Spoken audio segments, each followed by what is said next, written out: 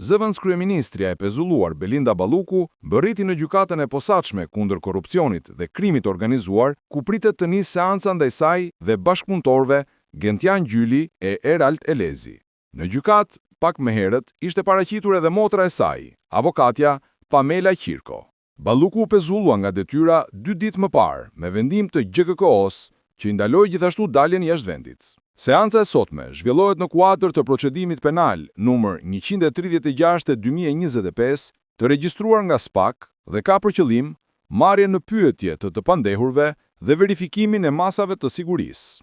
Ajo akuzohet për shkelje të barazisë në tendera në bashkëpunim me vartësit në procedurën për ndërtimin e tunelit të Llogaras me fond limit 180 milion euro. SPAK ka ngritur ndaj saj edhe një akuzë të dytë për dyshime në tenderin e lotit 4 të Unazës së Madhe. Ndërkohë, kreu i ARSH, Gentian Gjyli, dhe drejtori i KESH, Erald Elezi, janë paraqitur po ashtu në GKK për verifikimin e masave të sigurisë. Të dy ndodhen në arrest shtëpie për shkelje të barazisë në tendera për ndërtimin e tunelit të Llogaras, ndërsa Elezi hetohet edhe për tenderin e Unazës së Madhe.